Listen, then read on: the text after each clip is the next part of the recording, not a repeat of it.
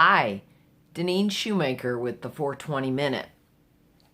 This past weekend, I spent Friday night with a small group of friends and ended up taking one of the people home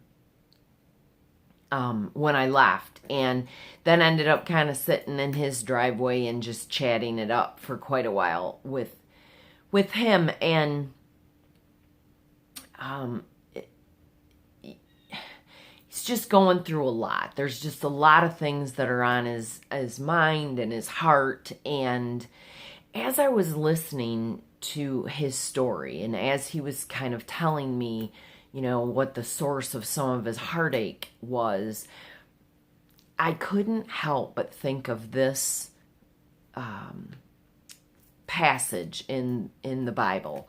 And so today, Bobby, if you're listening, you know who you are, and I'm going to make sure that you get this message, but I want to share this specifically really for you, and I'm hopeful that it will be meaningful for other people. And the story that kept coming to my mind as my friend was talking comes out of Judges.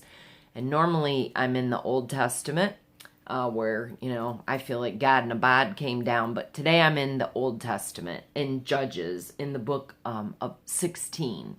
And it's dealing with Samson.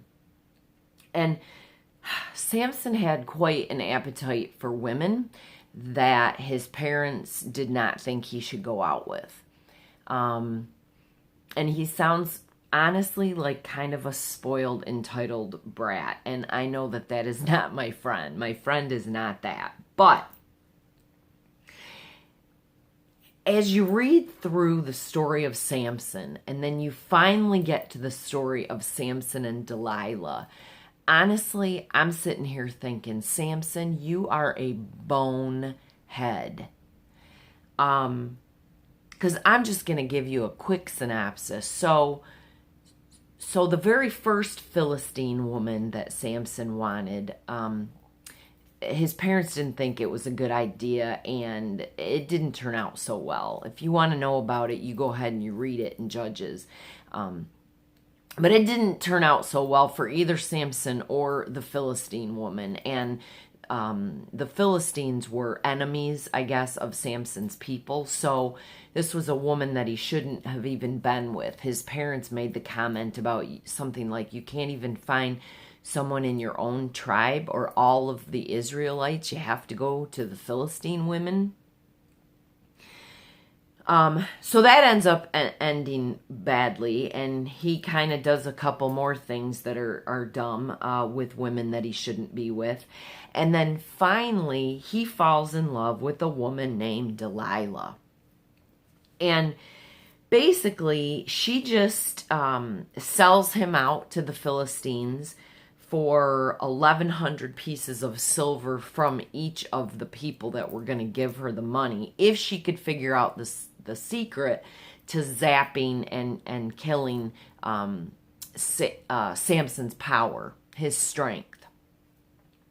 So he basically tells her 2 or 3 different lies of how it is that she would be able to capture him and get his strength,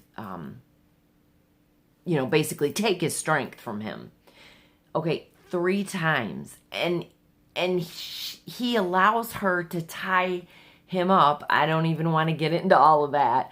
But 3 times. And then he still tells her the truth on like the 4th time. Okay, part of me is just thinking, like, seriously, you're that dumb. Like, that is not happening.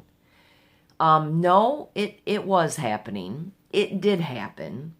And anyway, so Delilah basically nags him and drives him crazy until he finally gives her the story. And the story is that his hair had never been cut. And so, of course, Delilah wastes no time, ties him up, cuts his hair, or has his hair cut, and sure enough, he wakes up with no power. Now, How does that relate to our life today? I think when we get involved with people that we're not supposed to get involved with, somehow, some way, through one process or another, they end up sucking the life out of us. Somehow, some way, when we are involved with people that we know darn well are not in our plan, they end up taking from us all that it was that we had to offer this world. And sometimes we don't come back. Now, it does say at the very last part of this deal, but before long, his hair began to grow back. My caution to Bobby and to all of you is, are you going to let someone steal your power until it can't grow back any longer? Something to think about this week. I really believe God gifts us all and expects us to use those gifts and wants us to live an abundant life. But there are also boundaries that we're to live in, and I really believe that when we go ahead and we decide to live outside of those boundaries, our power gets stolen. Everything we have, our gift that we are, is gone. So, live your best life now, because this ain't no dress rehearsal. Grace and peace.